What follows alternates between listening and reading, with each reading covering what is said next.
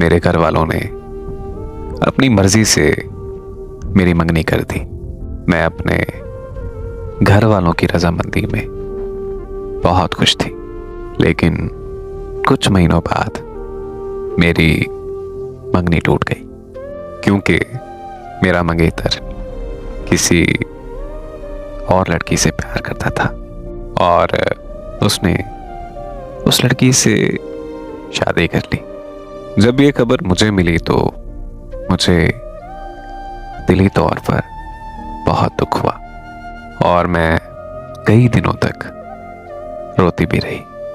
इन्हीं दिनों मुझे एक लड़का फेसबुक पर मिला, जिससे ना चाहते हुए भी मेरी दोस्ती हो गई।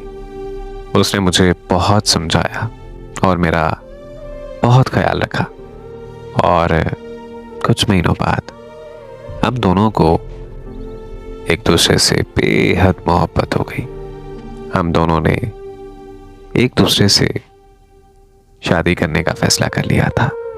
ऐसे ही हमें 1 साल गुजर गया और मेरे घर मेरे रिश्ते आने लगे, लेकिन मैं उसके अलावा किसी और से शादी करने का सोच भी नहीं सकती थी।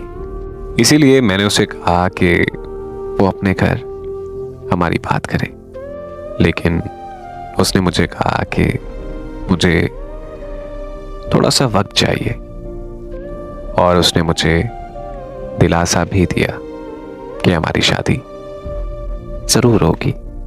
फिर मेरे घर रिश्ते आते गए और मैं हर रिश्ते पर इनकार करती गई। मेरे घर वालों को मुझ पर शक हो गया।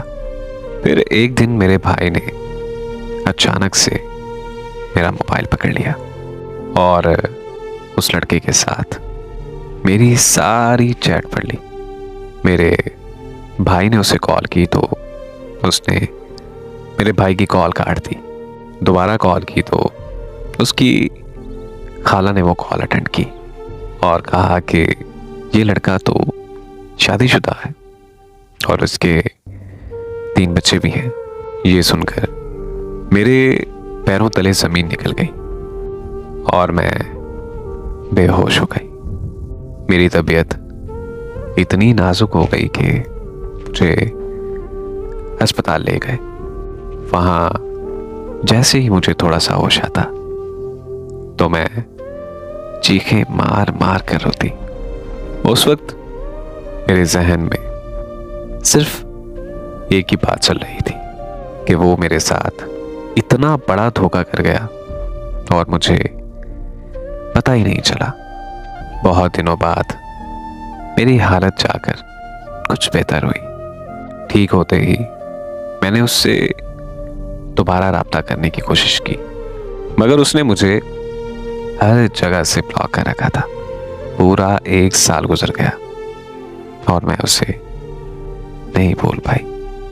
मैंने नंबर बदल बदल कर उससे राब्ता किया है, लेकिन वो मेरी आवाज सुनते ही मेरी कॉल कट कर देता था। उसके इस धोखे ने मुझे मुकम्मल तौर पर पागल बनाकर रख दिया है। मेरे पागलपन की वजह से अब मेरे घर कोई रिश्ता नहीं आता। मैं बस अब एक जहनी मरीजा बनकर रह गई हूं। अगर वो मुझे कहीं मिल जाए तो मैंने बस उससे इतना पूछना है कि आखिर उसने मेरे साथ ऐसा क्यों किया।